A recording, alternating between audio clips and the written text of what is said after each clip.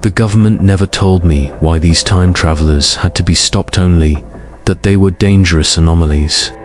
My job was simple: locate them, capture them, and turn them into a division so secret even the president couldn't pronounce. Its acronym, we called ourselves the Stitchers, tasked with keeping the timeline intact by eliminating anything that might unravel it. And the travelers, we were told, they were the needles poking holes in reality. Still, the truth was always out of reach, buried beneath blacked-out documents and double-locked mission briefings. Each assignment came with a name, an approximate temporal displacement, and a strong warning: do not engage longer than necessary. They always looked human. That's what made it so unsettling.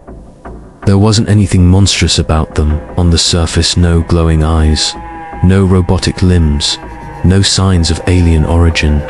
But there was a heaviness in the air when you were near one, like a storm was building in your bones. Their expressions were always wrong somehow, too calm to knowing.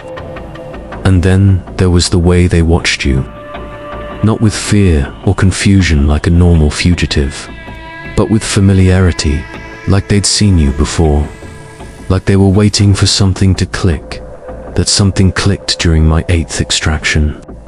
The target was located in a forest cabin in the year 1984. Seemed routine at first: standard rural concealment, low interference risk. I parked my temporal anchor 2 miles out, hiked in with my gear, and activated the dampeners to block any attempts at skipping. As I approached, I could see a light on in the cabin. Someone moving inside. I knocked once. No answer. Twice. Still nothing. I breached the door and swept the room. That's when I saw him, just sitting in the corner, calmly reading a book, like he'd been waiting for me. He didn't run, didn't fight, didn't even look surprised.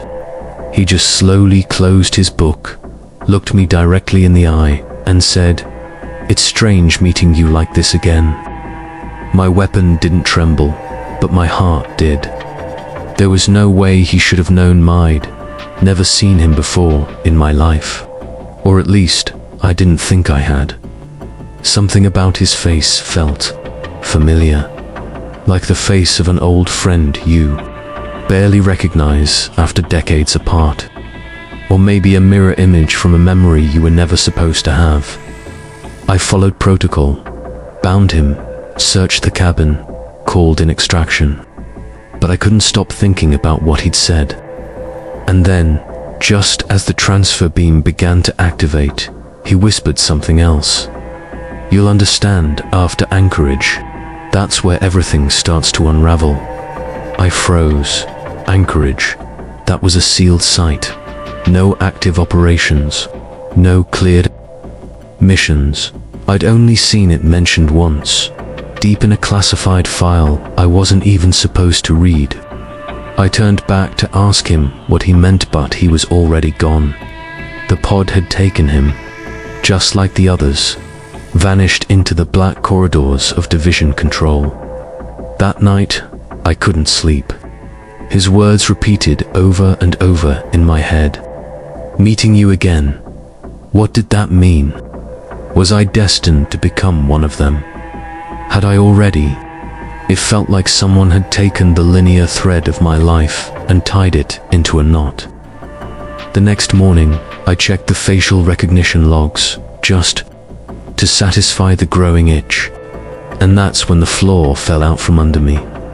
The traveler's image triggered a 93% biometric match, not with a criminal, but with a government ID photo. My own, from 27 years in the future. I ran every scan, checked for glitches, but the results stayed the same. Somehow, that traveler was me. Older, grayer, eyes full of something I didn't recognize in myself yet. A kind of broken hope. The realization hit me like a bullet. I wasn't just hunting anomalies. I was hunting myself. or versions of myself.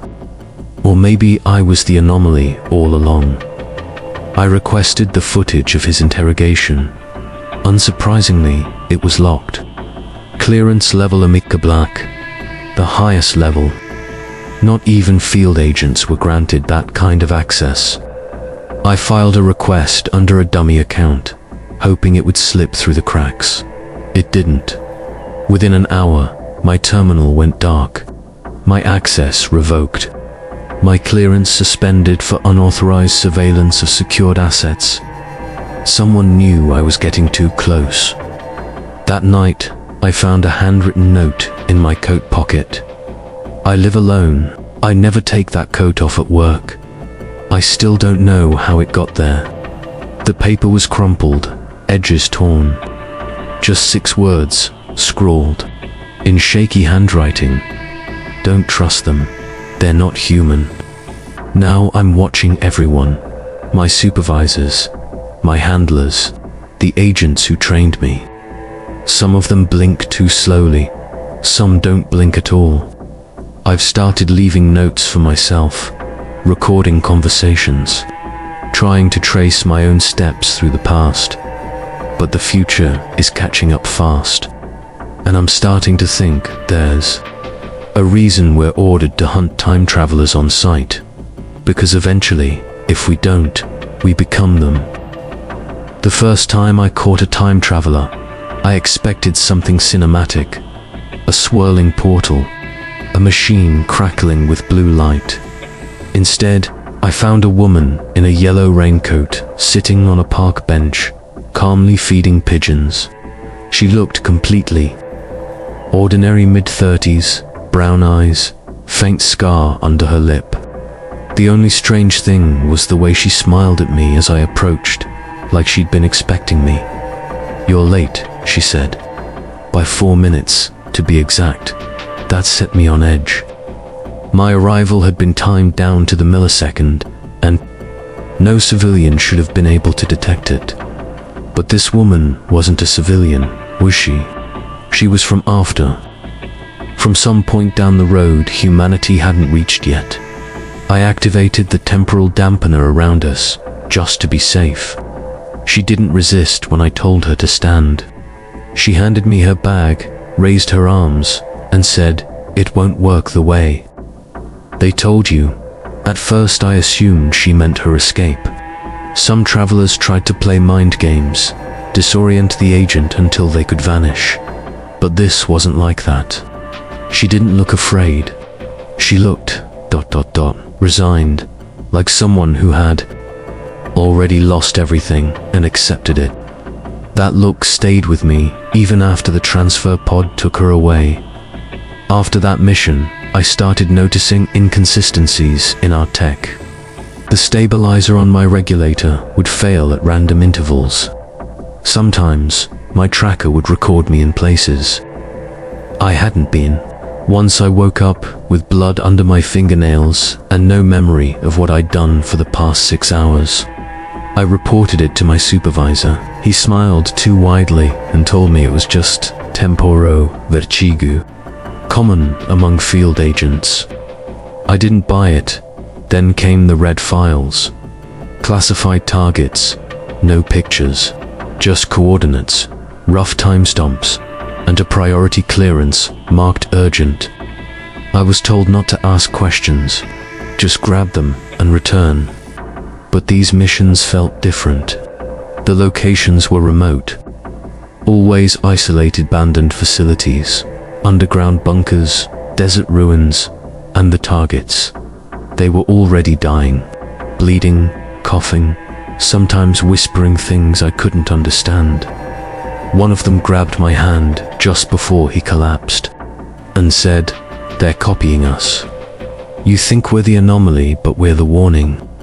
I started digging, quietly, searching through redacted case files, declassified mission logs, anything I could use to make sense of what was happening.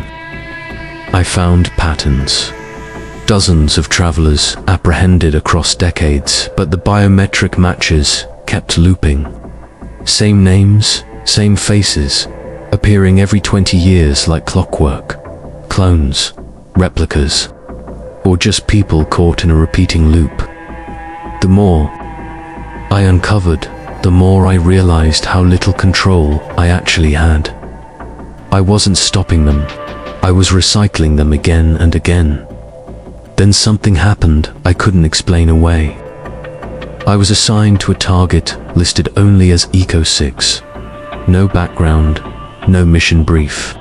Just a location in the ruins of an old military asylum. The structure had been gutted by fire in the 90s and condemned ever since. I arrived expecting a husk of a building. What I found was something entirely different. Inside, the air felt thick, like I was walking through memory. My tracker malfunctioned the moment I crossed the threshold. And then I heard it. My voice, not a recording, not an echo. Me, speaking into the dark, giving mission instructions I'd never spoken. I followed the sound through the hallway until I came to a room marked Observation C. The door creaked open.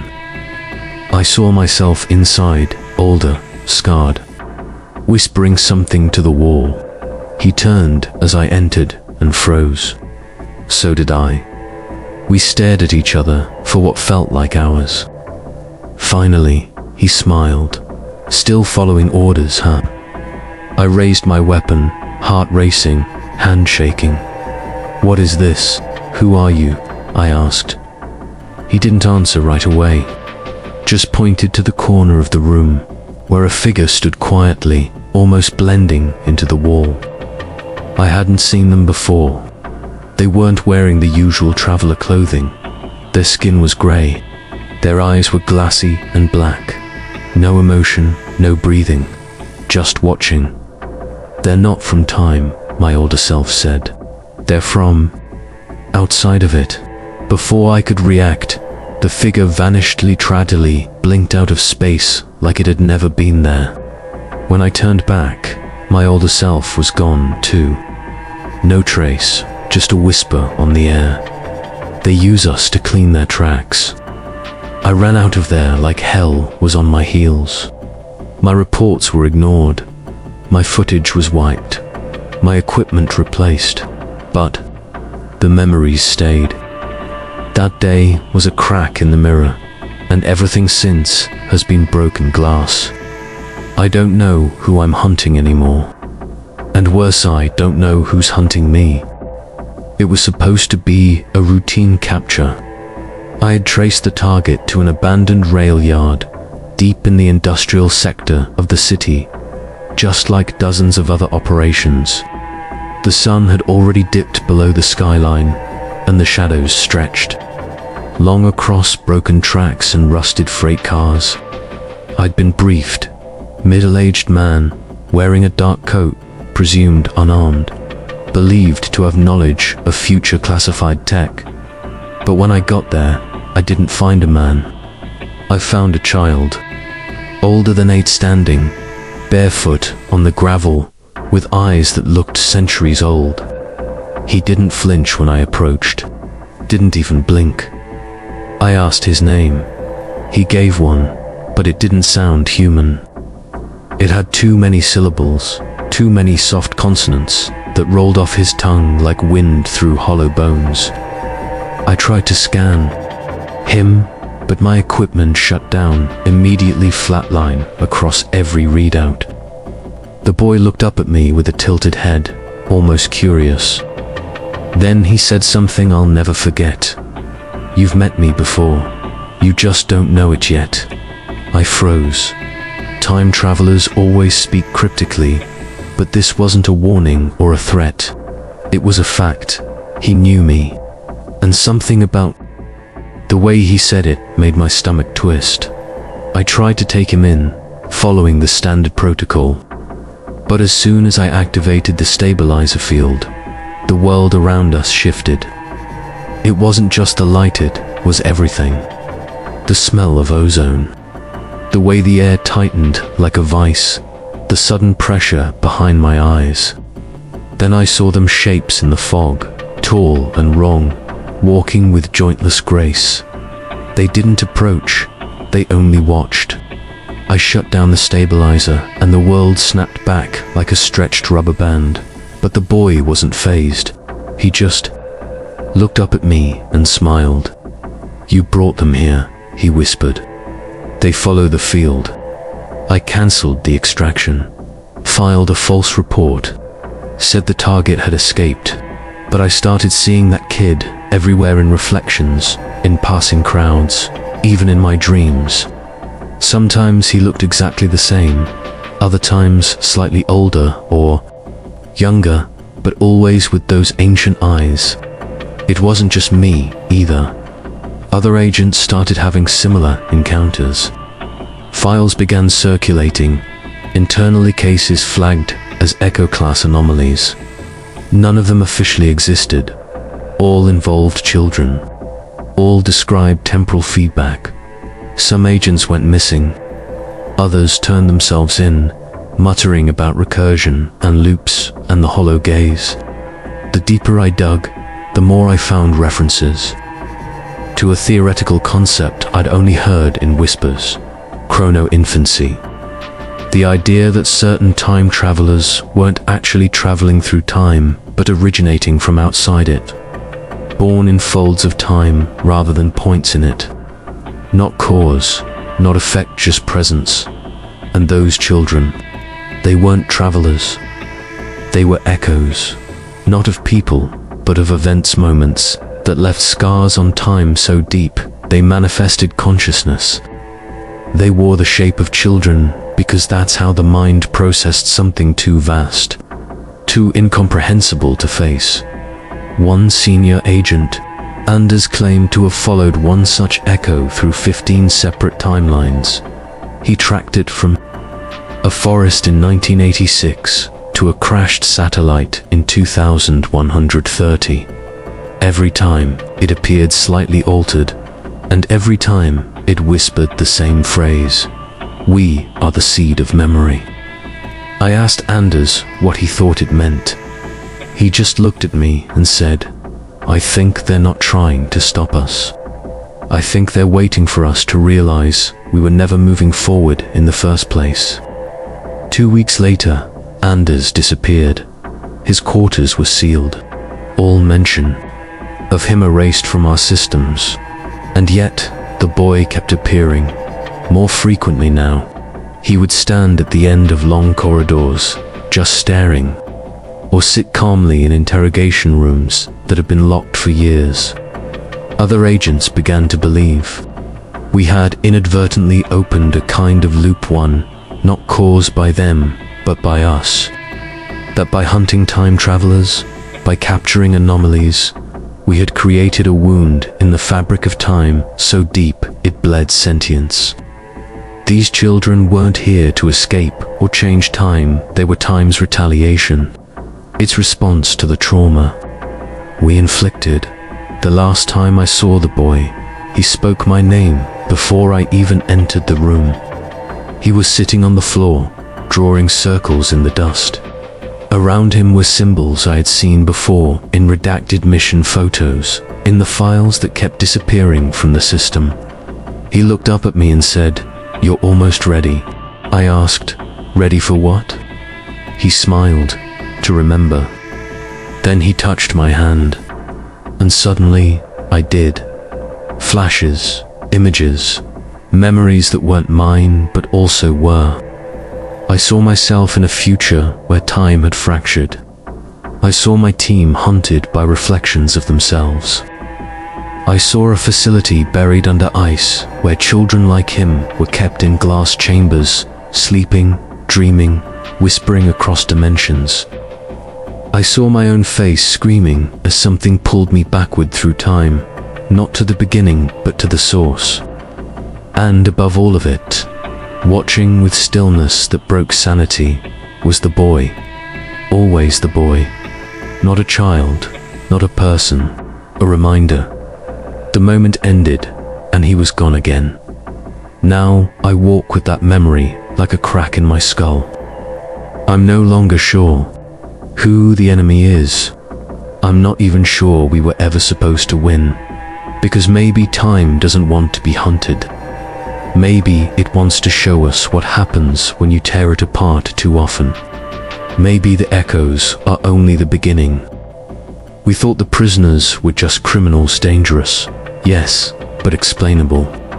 Each one had been captured through our temporal extraction program, detained at Site Delta, an underground black facility buried beneath a mountain range where no signal reached in or out. I had clearance to interrogate only the Level 7 detainees, those whose crimes involved catastrophic disruption of timeline integrity. On my first day assigned to the program, I asked the commanding officer why the facility had no digital surveillance, no cameras, no data lines, only analog logs. He just looked at me and said, "Electronics don't work well around them, you'll see." That first night, I was taken down to Sublevel 5. We moved through corridors, lit by buzzing yellow bulbs, the air thick and still, heavy with the metallic scent of cold concrete and something sweeter like ozone after lightning. I was shown Cell 034. The prisoner inside had been detained for 12 years. According to the logbook, he had not aged, not a single day. I looked through the glass. A man, mid-30s, sat on a metal bench, unmoving. His eyes were open, staring at the far wall, unblinking. But it wasn't the lack of movement that unsettled MIT, was the stillness, as if even time had paused inside the cell.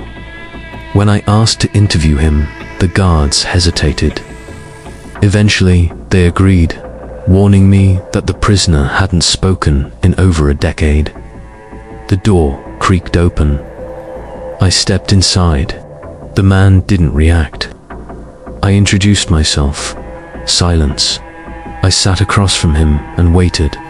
10 minutes passed. Then, suddenly, without moving his lips, I heard a voice, not out loud, but inside my head. "This already happened," it said. "You asked the question." I said no. I stood up fast, knocking my chair back. The man never blinked, never moved, but the voice came again. "This loop breaks soon." The guards yanked me out. I tried to explain what happened, but they just looked at each other and said, "You're hearing it now.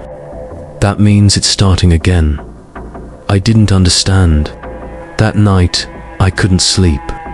I kept seeing flashes in the dark, brief glimpses of the cell, but not from my memory. Different angles. Sometimes I was the prisoner. Sometimes I was watching myself ask questions I hadn't yet asked. The next day, I went back to the records. I discovered that every agent who had spent more than 24 hours near that prisoner either went missing or resigned. Some left incoherent messages. Others disappeared from sealed rooms. And the others, there were more prisoners like him. Cells that were locked permanently, without visible doors. One was sealed behind welded steel. No number, no records. The guards wouldn't even speak about it. I started digging deeper. Through redacted files, handwritten memos, and physical tapes long erased from digital archives. I found references to temporally anchored consciousness anomalies and recursive identity fractures. The words didn't make sense until I read a transcript dated decades before I was born. The speaker described an encounter nearly identical to mine, same prisoner, same conversation, same warnings. But the officer who wrote it was listed as Agent M. Langston. That's my name. I thought it was a mistake, a clerical error, but the handwriting on the transcript was mine. Identical, even down to the way I crossed the letter T, slightly upward. I confronted the commander. He didn't deny it. Instead, he said, "This site is older than any of us. Older than time itself. if the rumors are true, you were always going to be here. You've always been part of it." He showed me a photograph, an old, faded Polaroid taken in the 1960s. It was a group of agents standing at the entrance of the facility. One of them was me, no doubt. I wanted to run. I wanted to leave. But something held me there. Not just duty, not fear. It felt like gravity. Like I had been circling this place across lifetimes. And each time I returned, I got a little closer to understanding what the prisoners really were. Not fugitives, not criminals, but survivors. People who had gone too far beyond the timeline and come back, wrong and anchored, repeating moments. Like broken records, unable to move forward because their past and future had collapsed inward. The man in cell 034. He wasn't a threat. He was a message. Each night since then, I see more of them in my dreams. Not just the prisoners, but versions of myself. I see myself unlocking doors I don't remember walking through. I see myself screaming in rooms I've never entered. And sometimes I see my reflection in a mirror, but it blinks when I don't. One night, I woke up in the hallway outside sublevel 6, with no memory of how I got there. In my hand was a key labeled end loop. I don't know where it fits. I've searched every lock in the facility. I no longer report what I see. I know the others won't believe me. Or worse, they will. And that means they've seen it. 2. This place is a wound in time, and the prisoners aren't waiting to escape. They're waiting for me to understand. Because when I do, the loop ends. Or maybe it begins again. And every time I step into cell 034, I see that man smile just slightly, like he already knows what I'm about to realize. That I'm not hunting time travelers anymore. I'm cataloging reflections of myself, each one more fractured than the last. I had always been told that time travel violations were dealt with. Cleanly intercept the anomaly, extract the traveler, and contain the disturbance. But what no one ever mentioned were the ones we missed. The ones that slipped through the cracks and remained hidden. These weren't just time criminals. These were people who had overwritten their own existence, who had erased their original selves and replaced them with someone they were never meant to be. Their presence in this timeline was like an infectious quiet, spreading, irreversible. My unit had just tracked down one such case in a quiet mountain town, buried under layers of false records and tampered memories. Her name was Liza Calder, a history professor. On paper, nothing about her seemed out of place. Stable job, no criminal record, an apartment filled with dusty books and cold coffee mugs. But once we looked deeper, the inconsistencies began to multiply. The university had no record of hiring her, despite multiple staff vouching for her presence for years. Her birth certificate was issued twice in 2 different states, 4 years apart. Photos of her from the 90s showed her in the background of events she should have been too young to attend or not even born yet. Yet here she was, standing in front of a chalkboard, teaching 20th century history with surgical precision. When I approached her undercover, she didn't flinch. She looked me dead in the eye and said, "It took you longer this time." I didn't understand what she meant.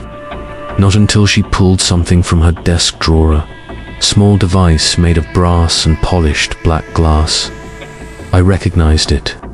A quantum anchor used to stabilize one's presence across conflicting time.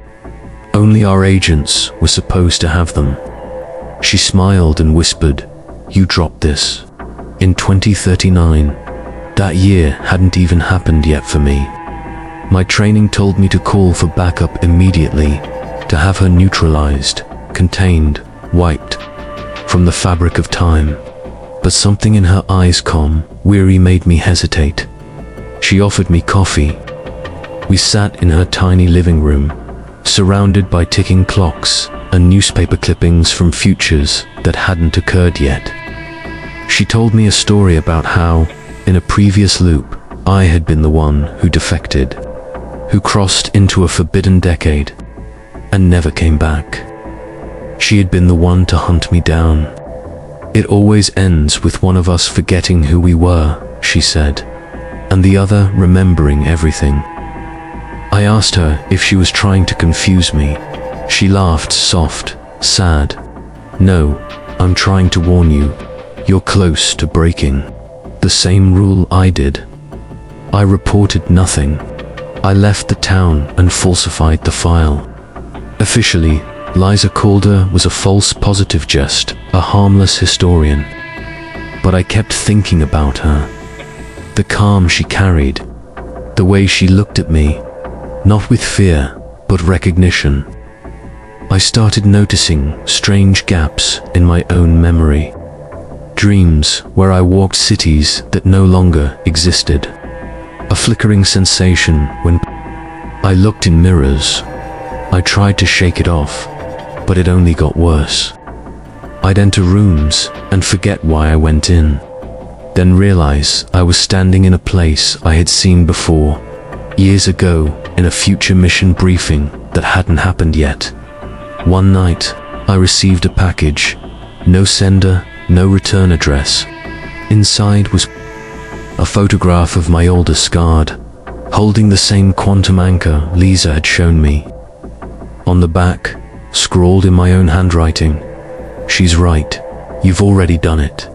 I didn't understand what I had done, but deep down, I felt something fracture. My memories began to splinter, images of alternate lives, cities I never visited, people I've never loved. The worst part wasn't that I remembered them, it was that I missed them. I was grieving timelines I had never lived. I returned to Liz's apartment. It was empty, cleared out, scrubbed clean, like no one had ever lived there. Even the clocks were gone. But etched into the window pane was a single phrase: "You'll find me before I find you again." I checked the quantum anchor, still locked in my safe, except now it wasn't there. Only a note remained: "Don't make the same choice twice." I started to realize the truth. Some time travelers don't jump to escape justice. They jump because reality has already rejected them. They have no present to return to. I combed through the agency's redacted files, and in a deep archive I wasn't meant to access, I found a list of names, labeled chrono deviants. Type read Liz's name was there. So was mine, dated 6 years from now. The photo attached to my file was the same as the one in the package, and the listed crime: intervention in a fixed point of origin. That's one of the highest violations, something only a level 0 agent could commit, but I never had access to those levels until recently. I stared at the file for hours, trying to make sense of how it was possible. Then it clicked. I wasn't hunting time travelers anymore. I was cleaning up my own mistakes, out the versions of me that went too far. The anomalies weren't strangers.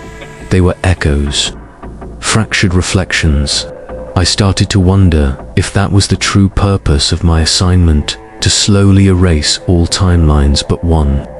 To make sure the only version of me that remains is the one the agency can control. But every day, it gets harder to tell which version that is. Now, when I walk past mirrors, I avoid looking too long. I know one day, one of those reflections will smile before I do. And that'll be the moment I know I've crossed the line. Or maybe I already have. Maybe this entire mission is just another loop, one last attempt to stop myself from doing what I already did. And when that day comes, I don't know if I'll report it or run.